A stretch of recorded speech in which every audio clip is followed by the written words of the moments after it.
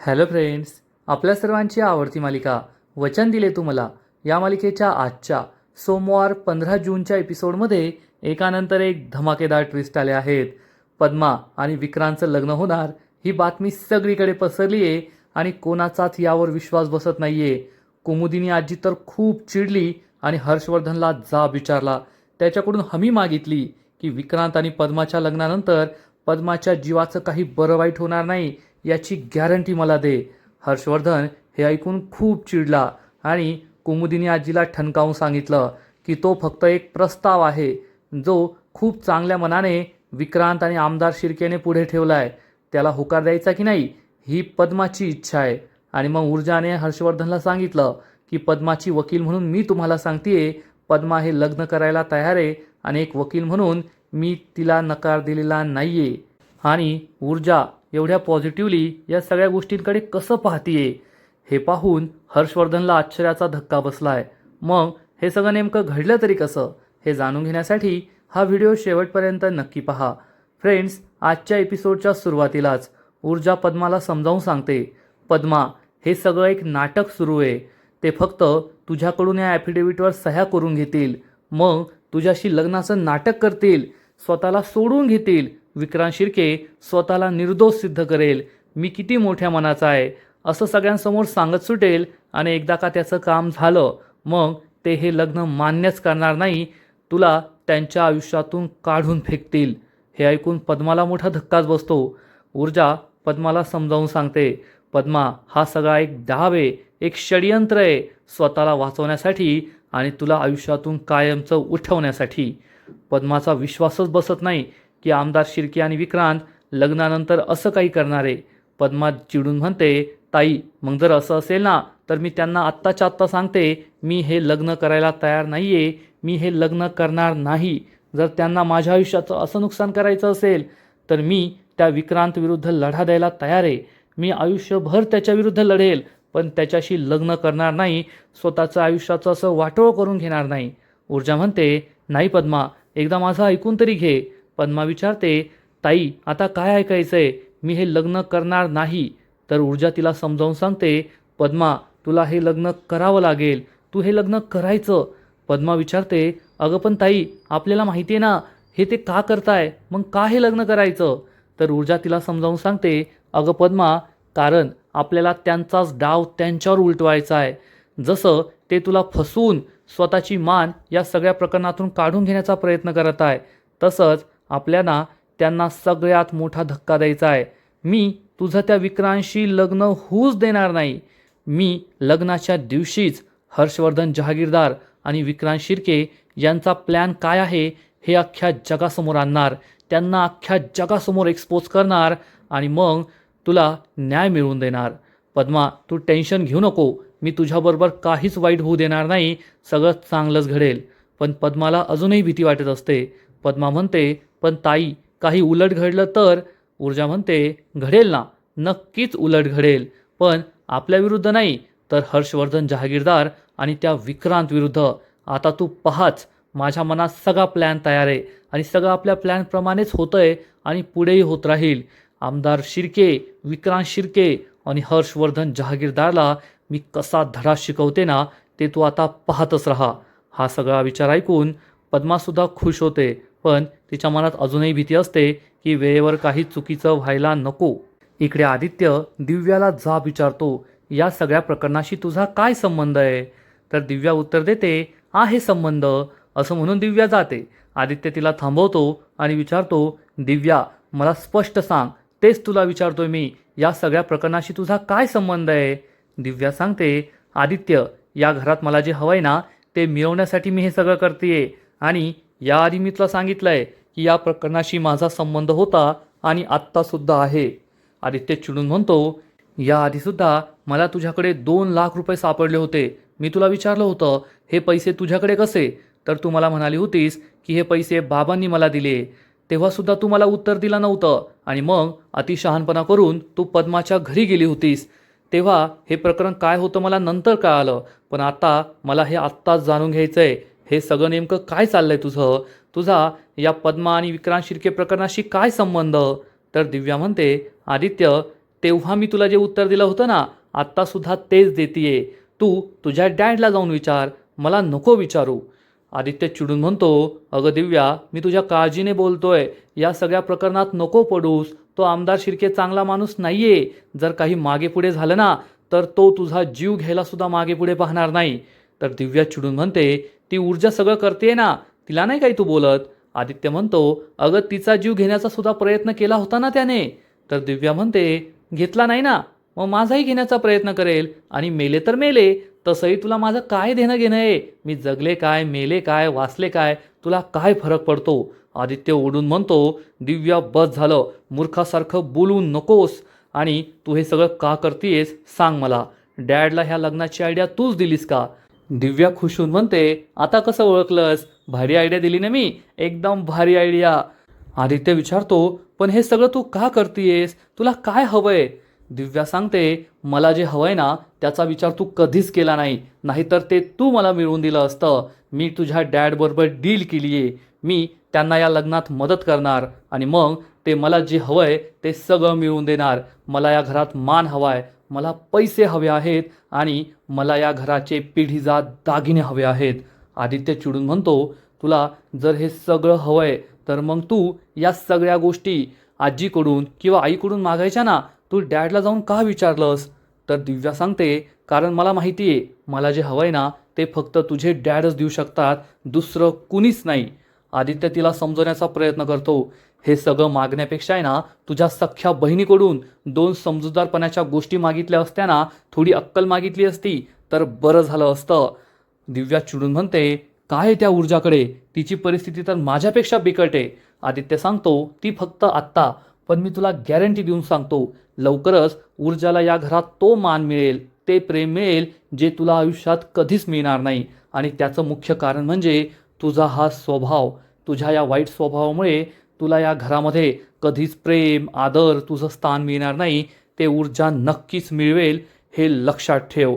असं म्हणून आदित्य तेथून निघून जातो. दिव्याला खूप राग येतो. दिव्या चिडून म्हणते, त्या ऊर्जाला या घरात प्रेम, आदर मिळणार. मी तिला काही मिळूच देणार नाही, कारण मी तिला या घरात राहूच देणार नाही. आता तू पहा पुढे पुढे मी काय करते. असा विचार करून दिव्या खूप खुश होते. थोड्या वेळानंतर संध्याकाळ होते आणि शौर्य हा कोर्टाच्या आवारात असतो आणि फोनवरून आपलं काम करत असतो. तेवढ्यात ऊर्जा त्याला येऊन भेटते. शौर्य विचारतो, ऊर्जा तू कोठे होतीस? मी तुला किती वेळचं शोधतोय. तर ऊर्जा सांगते, शौर्य, मी पद्माला भेटायला गेले होते आणि मला तुला एक खूप महत्त्वाची गोष्ट सांगायची आहे. शौर्य हा काही बोलणार, ऊर्जा त्याला काही सांगणार. इतक्यात खत्री वकिलांचा कल्पेश तेथे येतो आणि म्हणतो, अगं ऊर्जा, मी तुला किती वेळचा शोधतोय, कोठेस तू? ऊर्जा म्हणते, बोल ना, काय झालं?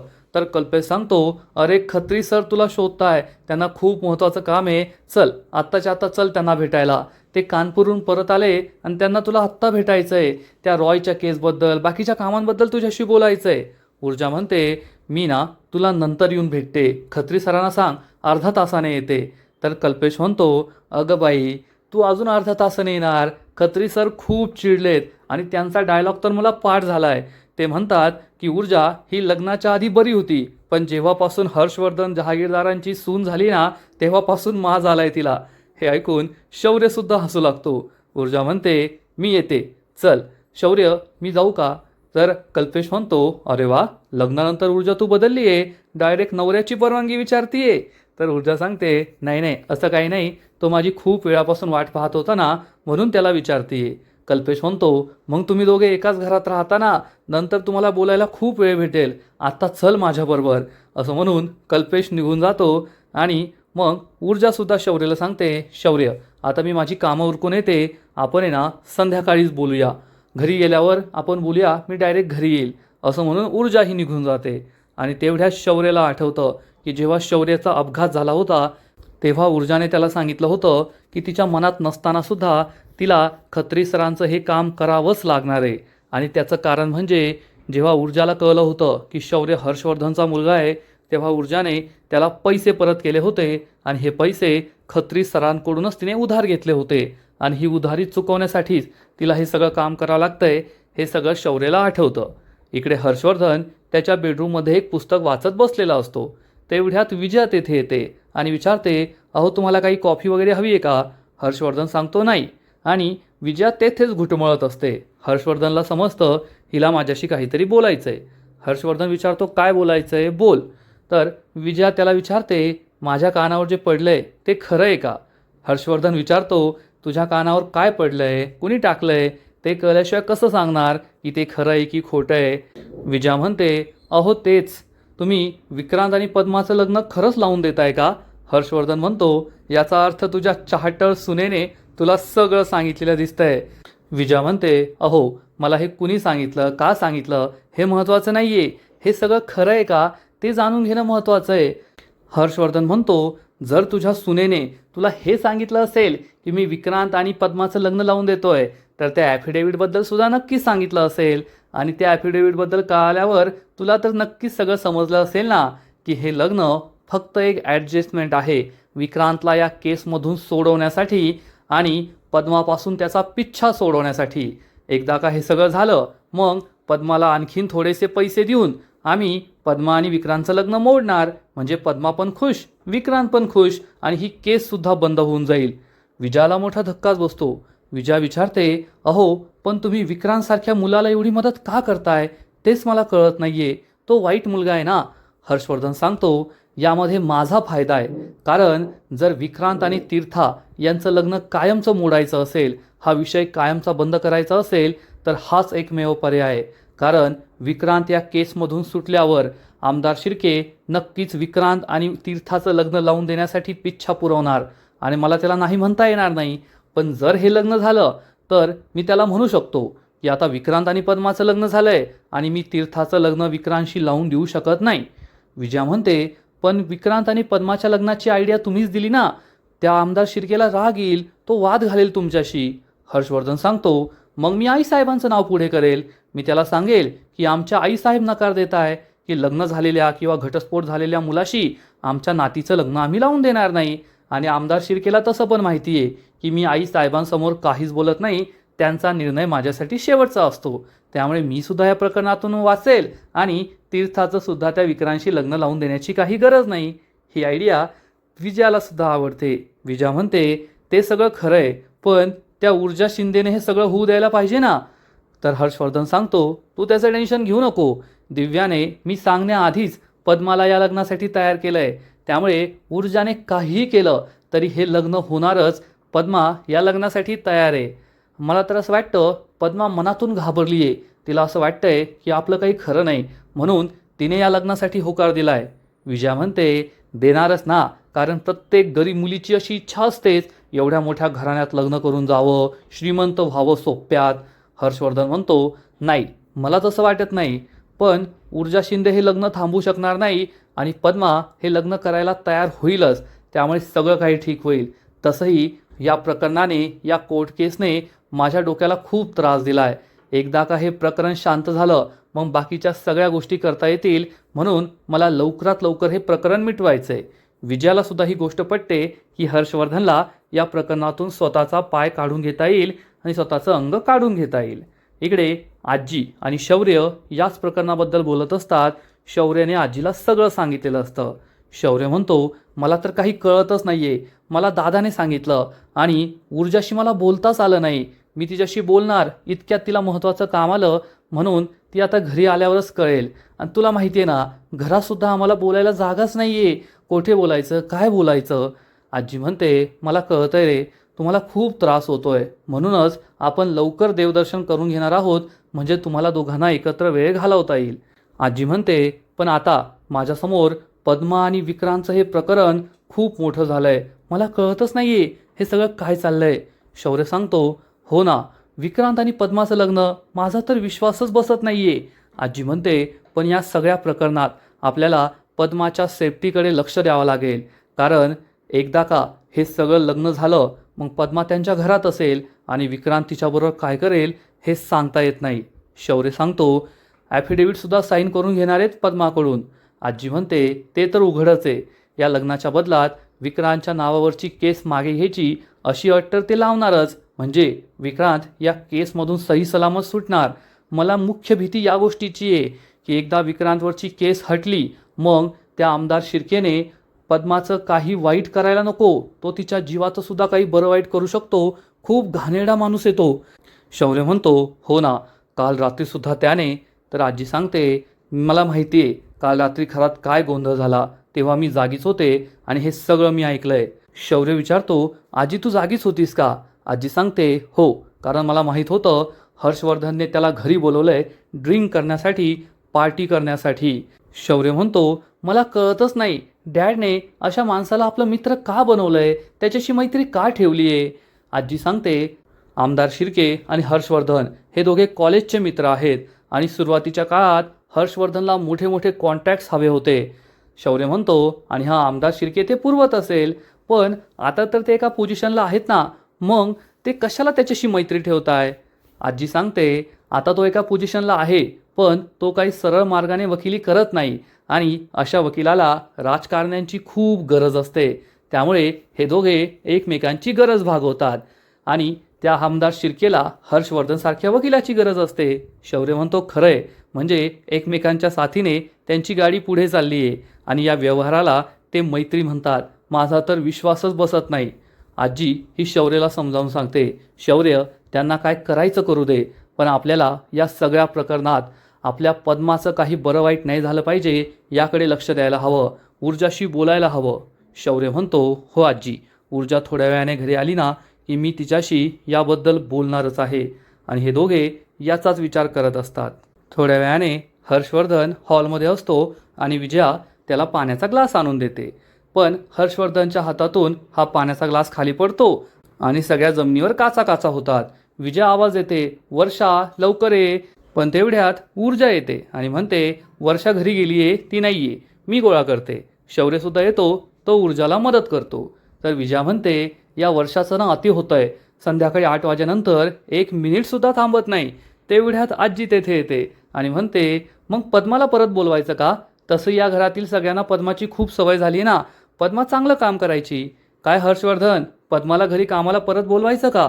हे ऐकून हर्षवर्धन आणि विजयाला मोठा धक्काच बसतो. ऊर्जा आणि शौर्यसुद्धा आजीकडे आश्चर्याने पाहतात. हर्षवर्धन म्हणतो, नाही, पद्माला कामावर परत नाही बोलवायचं. आजी विचारते, का?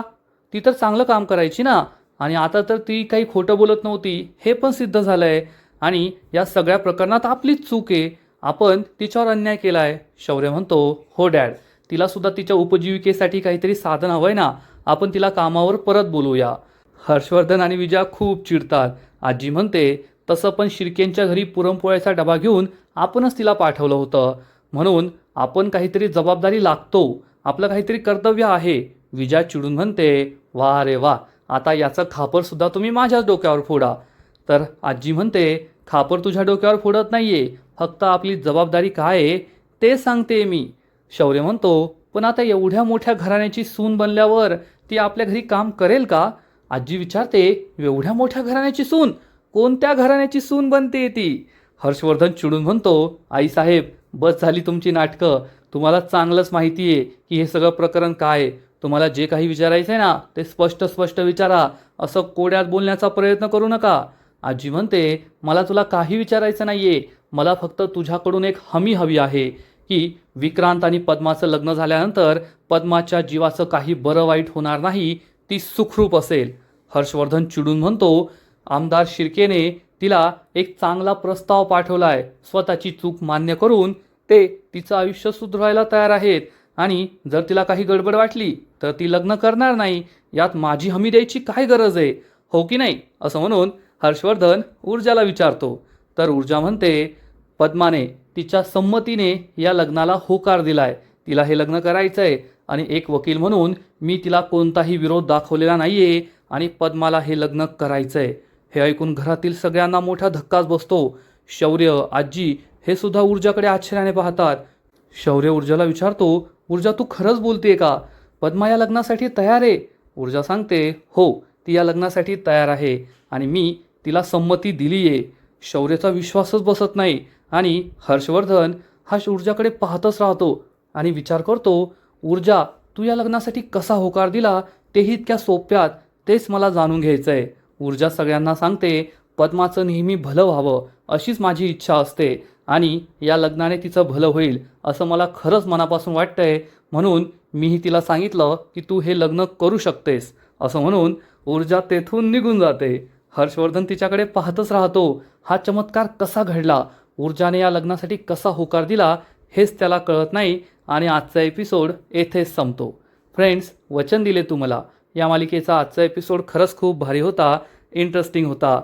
शौर्य, ऊर्जा, हर्षवर्धन सगळे एकमेकांबरोबर गेम खेळत आहे. आता या गेममध्ये कोण जिंकेल ते पाहायला मजा येईल. आजचा एपिसोड तर भारी होता, पण या मालिकेचा पुढील एपिसोड आणखीन भारी असणार आहे. आणखीन मोठा ट्विस्ट या मालिकेत येणार आहे. मग नेमकं घडणार तरी काय, तर पुढील एपिसोडमध्ये आपण पाहू. या सगळ्या गोष्टींपासून दूर शौर्य आणि ऊर्जा पुन्हा एकदा आईस्क्रीम खायला घराबाहेर जातील आणि मस्त पार्कमध्ये खुल्लम खुल्ला डान्स करतील, रोमांस करतील.